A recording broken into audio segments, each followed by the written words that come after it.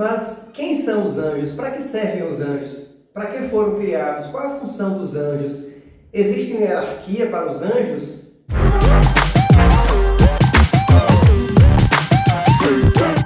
Seja muito bem-vindo ao canal Fé Católica. Nós estamos reunidos em nome do Pai, do Filho e do Espírito Santo. Amém. É com muita alegria que eu venho trazer esse vídeo para você hoje, para nós falarmos sobre a vida dos anjos, entendermos um pouco mais sobre a vida dos anjos, sobre a hierarquia dos anjos, como nos relacionar com os anjos, nosso anjo da guarda e assim por diante. E hoje nós vamos estar utilizando esse livro como referência, o Devocionário aos Santos Arcanjos. É um livro da editora Canção Nova, recomendo, muito bom. Todo o material da Canção Nova é muito bom.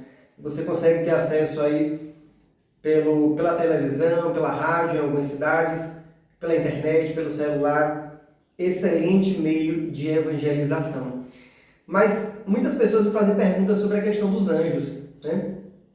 E muitas vezes nós não utilizamos os recursos que nós temos diante do nosso anjo da guarda. É importante que a gente tenha entendimento para que a gente possa ter mais intimidade e buscar mais o auxílio e a ajuda do nosso anjo da guarda. E é sobre isso nosso bate-papo de hoje. E eu vou pegar alguns temas aqui desse livro que é bem interessante para que possamos estar tratando e meditando e partilhando. Quem são os anjos, né? E o Catecismo da Igreja Católica vai nos afirmar, sem hesitação, a existência dos anjos. Está no Catecismo, parágrafo 328. E ele diz assim: a existência dos seres espirituais não corporais, que a Sagrada Escritura chama habitualmente de anjos, é uma verdade de fé. O testemunho da Escritura a respeito é tão claro quanto a unanimidade da tradição. E aqui mais à frente eu vou mostrar o livro, vou mostrar várias passagens, vários trechos, tanto do Antigo quanto do Novo Testamento, onde nós temos a intervenção dos anjos. Deus criou os anjos para louvar, obedecer e servir. Além disso, para fazê-los eternamente felizes e para que ajudassem e guiassem pessoas, famílias, nações, instituições e, muito especialmente, a igreja. Então, os anjos são responsáveis por conduzir, por guiar nações, famílias, pessoas, a igreja. Os anjos, eles fazem a ação de Deus acontecer aqui na Terra. Então, é importante que estejamos abertos para entender toda a ação que os anjos realizam nesse meio espiritual, um meio que nós não enxergamos, mas que ele está a acontecer agora, nesse momento, ao nosso redor. Já dizia São Paulo na carta aos Efésios, né? A nossa luta não é contra homens de carne e osso, mas contra as potestades, os espíritos maus espalhados nos ares. Então nós devemos sim nos preocupar com essa questão espiritual. E as passagens que nós vemos dos anjos? Podemos saber e ter certeza da sua existência porque o próprio Deus a revelou. Assim, o Antigo Testamento nos diz que os anjos, vamos lá, onde é que os anjos aparecem no Antigo Testamento? Anunciaram a Abraão e a Sara que teriam um filho, protegeram Lote em Sodoma, salvaram Agar e seu filho Ismael no deserto, detiveram a mão de Abraão quando ia sacrificar seu filho Isaque, assistiram o profeta Elias, fecharam o paraíso terrestre depois do pecado de Adão e Eva. Isso tudo no Antigo Testamento. Então são passagens que a gente vai ver ali a ação dos anjos acontecendo, intervindo na nossa realidade. E no Novo Testamento, onde é que a gente encontra a ação dos anjos? Eles louvaram a Deus pelo nascimento de Cristo, confortaram Jesus em sua agonia no Getsemane, anunciaram a Virgem Maria, que seria a mãe do Redentor, avisaram Zacarias do nascimento de João Batista, revelaram a São José o mistério da encarnação e apareceram na ressurreição de Cristo. Então, tudo são passagens do Novo Testamento, onde a gente vai encontrar ali a ação dos anjos acontecendo. Mas qual é a missão dos anjos, né? Por que Deus criou os anjos? Então, os anjos que aparecem na Bíblia geralmente têm a missão de ser mensageiros do Senhor para a humanidade. Eles são instrumentos de Deus, que Deus usa para comunicar os seus planos aos homens. Então, os anjos, não só isso, eles têm várias funções, mas muitos dos que a gente vai ver na Bíblia são mensageiros de Deus. Outros vão lutar a favor do povo de Deus. Então, por vezes, a gente vai ver no Antigo Testamento, quando Moisés tirou o povo de Deus ali da escravidão do Egito para levar para a Terra Prometida, por vezes a gente vai ver passagens do anjo de Deus lutando em favor do povo de Israel. Então, os anjos de Deus enviam no combate, lutando junto com eles contra outros povos, né? Por vezes como mensageiro. Então, Nossa Senhora, quando foi avisada, o anjo Gabriel apareceu para ela para dizer que ela ficaria grávida do Senhor, né? Os anjos são criaturas espirituais, têm função de mediação e de ministério nas relações mantidas entre Deus e os homens. Então, os anjos eles vão agir diante da humanidade, do nosso terreno aqui terrestre, para fazer aquilo que é obra de Deus, vontade de Deus acontecer aqui na Terra. Os salmos também proclamam essa verdade. Se a gente for ver lá no Salmo 90, versículo 11 e 12, aos seus anjos ele mandou que te guardem em todos os teus caminhos. Eles te sustentarão em suas mãos, para que não tropeces em alguma pedra. Está lá no Salmo 90. Ainda adiante, no livro de Daniel, pode-se afirmar que as tarefas dos anjos como embaixadores do Deus vivo abrangem não só os homens individualmente e aqueles que têm especiais tarefas, mas também nações inteiras. Está no livro de Daniel, capítulo 10, versículo de 13 a 22. Então, a atuação do anjo ele não vem só no individual, na pessoa, naquela família, mas também interfere nas nações. Então, você vai ter anjos com funções voltadas para nações, para igrejas, para autoridades, né? Lutando e fazendo com que a vontade de Deus possa acontecer. Mas, claro que isso passa por nosso livre-arbítrio. Por mais que eu tenha um anjo de caminho comigo, que queira me levar para Deus, que queira que eu faça o bem, eu tenho a minha natureza tendenciosa ao pecado, e no final a decisão vai ser minha, se eu quero fazer aquilo que agrada a Deus, ou se eu quero desobedecer a Deus. O meu anjo da guarda ele vai estar lutando para que eu faça o bem, né? Ele vai estar trabalhando ao meu lado para que eu possa me livrar das armadilhas, do pecado, das tentações e caminhar com Deus. Mas no final, a decisão é sempre nossa. A escolha é nossa. E o que é que a gente entende sobre a hierarquia dos anjos? Isso é bem interessante. Nós temos 9 hierarquias angelicais, né? E a gente vai entender um pouco mais sobre cada uma delas, né? Pelo olhar aqui de São Tomás, é bem interessante entender mais sobre cada hierarquia que nós temos dos anjos. Sabemos pela autoridade da Escritura que existem 9 ordens de anjos. Então nós temos anjos, arcanjos, virtudes, potestades, principados, dominações, tronos, querubins e serafins. E São Tomás, seguido a São Dionísio, ele divide os anjos em 3 hierarquias, em 3 grupos de hierarquias, cada uma das quais contendo 3 ordens. Na primeira hierarquia, põe os serafins, querubins e tronos. Na segunda, ele coloca as dominações, virtudes e potestades. E na terceira, ele coloca os principados, arcanjos e anjos. E cada uma dessas ordens vão ter os seus objetivos. Então, assim como eu sou militar do Exército, primeiro tenente R2 do Exército, e no Exército nós temos a nossa hierarquia. Então, cada um com as suas responsabilidades. Nós temos o soldado, o cabo, o sargento, o subtenente, o tenente, o capitão, o major, subtenente, coronel, e por aí vai, general. Cada um tem sua função. Da mesma forma, os anjos, eles têm sua hierarquia. E cada um com sua missão específica. É o que a gente vai entender agora. Para cada uma dessas 9 ordens. Então, os serafins, do termo abrasar, queimar, consumir. Eles assistem ante o trono de Deus e é seu privilégio estar unido a Ele de maneira mais íntima, nos ardores da caridade. Os querubins que São Jerônimo e São Agostinho interpretam como plenitude de sabedoria e ciência.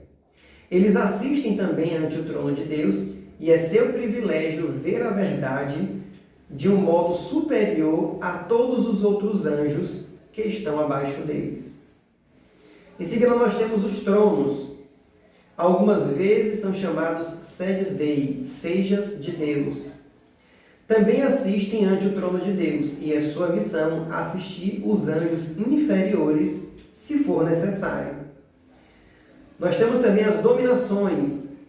Tem esse nome porque dominam sobre todas as ordens angelicais encarregadas de executar a vontade de Deus. Distribuem os anjos inferiores suas funções e seus ministérios. As potestades são condutores da ordem sagrada. Executam as grandes ações que dizem respeito ao governo universal do mundo e da Igreja, operando para isso prodígios e milagres extraordinários. As virtudes, seu nome significa força, e são encarregadas de eliminar os obstáculos que se opõem ao cumprimento das ordens de Deus, afastando os anjos maus que assediam as nações para desviá-las do seu fim e mantendo assim as criaturas e a ordem da divina providência. Os principados, como seu nome indica, estão revestidos de uma autoridade especial. São os que presidem os reinos, as províncias e as dioceses. São assim denominados pelo motivo de sua ação ser mais extensa e universal. Os arcanjos são enviados por Deus em missões de maior importância junto aos homens. E os anjos, os que têm a guarda particular de cada pessoa para desviá-la do mal, defendê-la contra seus inimigos visíveis e invisíveis e conduzi-la ao caminho da salvação. Velam por sua vida espiritual e corporal e a cada instante enviam-lhe as luzes, força e as graças de que ela necessita. São os nossos anjos da guarda, né? É importante que a gente conheça a hierarquia para a gente saber que tudo tem uma organização. Tem anjos que vão estar ali lidando diretamente com Deus. Tem anjos que vão estar se encarregando da ordem mundial, de estar conduzindo os governos, os reinos do mundo. Tem outros que vão estar responsáveis por esses anjos menores. E tem outros que vão ser os nossos anjos da guarda, que vão estar agindo na unidade com cada um de nós. E aí, por isso é importante aprofundar um pouco mais sobre o nosso anjo da guarda, para a gente entender por que ele foi criado, para que nós precisamos do anjo da guarda, o que de proveito nós precisamos ter e tirar do nosso anjo da guarda para que possamos viver uma vida mais reta conforme os planos de Deus.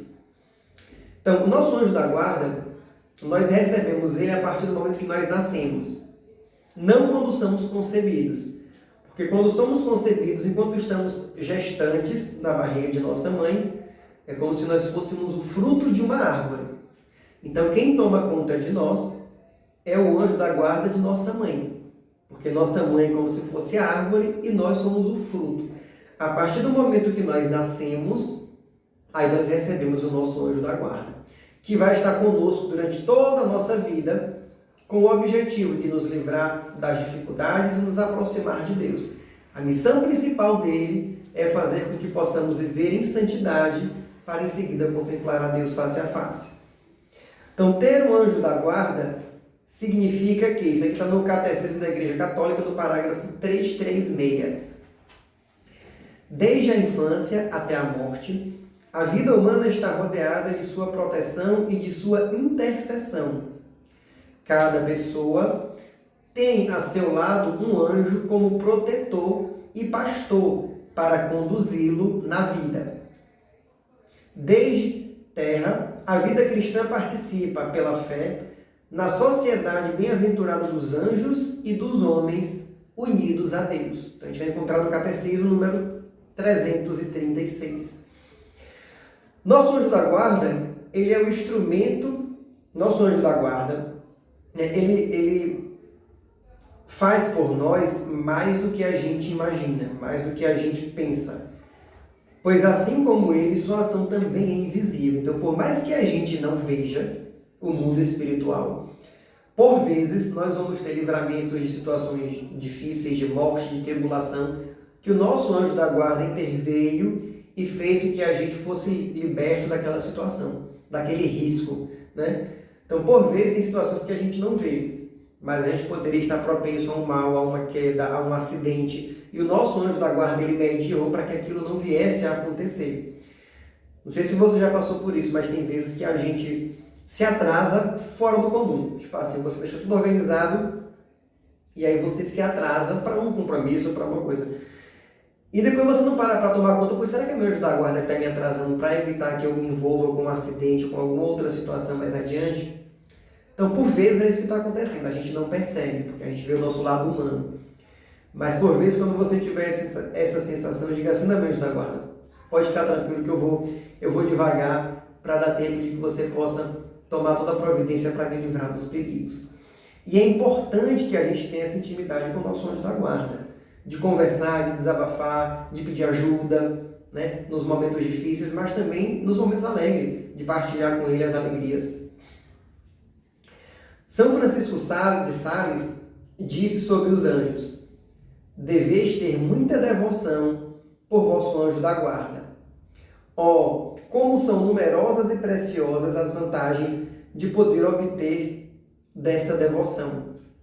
Nossos anjos bons são chamados de anjo da guarda, que tem a missão dada por Deus de nos assistir, enviando-nos suas inspirações, de nos defender dos perigos, de nos repreender para superar os nossos defeitos e de perseguir as virtudes. Então, tudo isso é missão do nosso anjo da guarda, ou seja, fazer com que a gente caminhe próximo, firme, buscando a Deus o tempo todo. O alimento mais perfeito do nosso anjo da guarda é a nossa disposição de fazer a vontade de Deus. Olha que lindo! O alimento mais perfeito do nosso anjo da guarda, ou seja, o que mais alegra o coração do nosso anjo da guarda, é a nossa disposição em fazer a vontade de Deus. Então, toda vez que você decide fazer a vontade de Deus, toda vez que você renuncia ao pecado, toda vez que você decide entrar em oração, toda vez que você decide participar da Santa Missa, toda vez que você decide buscar os sacramentos, buscar a confissão, liberar perdão, pedir perdão para alguém, o nosso anjo da guarda se alegra com aquilo. Por quê? Porque estamos nos aproximando cada vez mais de Deus. São Bernardo de Claraval resume em 3 atitudes o comportamento que as pessoas devem ter em relação ao santo anjo da guarda. Primeira delas, atitude de respeito, porque é um ser mais perfeito e mais digno de nós. Atitude de confiança, para lhe confidenciar as dificuldades, pedir ajuda e disposição para cumprirmos a missão da nossa vida. Terceiro, atitude de amor, devoção e gratidão, a fim de que sejamos dóceis às suas inspirações, porque na realidade são inspirações de Deus. Ter confiança em suas iniciativas e agradecer sua preciosa e benéfica intercessão junto ao Criador. Então é importante a gente ter essa atitude com o nosso anjo da guarda, porque o objetivo dele é fazer o bem para cada um de nós. Então, assim, se inspire, fique feliz, porque você tem o seu próprio anjo da guarda. Deus, quando você nasceu, Deus lhe deu um anjo para que tomasse conta de você, para que lhe tirasse das dificuldades, para que lhe trouxesse para próximo de Deus. Então, é importante que você possa buscar essa intimidade com o seu anjo da guarda, buscar conversar com ele, buscar desabafar com ele nos momentos de tristeza, buscar pedir o auxílio dele nos momentos de dificuldade, mas também nos momentos de alegria, porque é o nosso anjo da guarda que vai estar lutando a nosso favor para que possamos alcançar a vida eterna no céu. Se ficou alguma dúvida, deixa aqui nos comentários, que eu tenho o maior prazer em responder. Se esse vídeo fez sentido para você, encaminha para outras pessoas, para que mais pessoas entendam a importância, tenham entendimento sobre os anjos e a importância do nosso anjo da guarda na caminhada conosco nessa vida. Um forte abraço, fica com Deus, que Deus te abençoe e nos vemos no próximo vídeo. Tchau, tchau.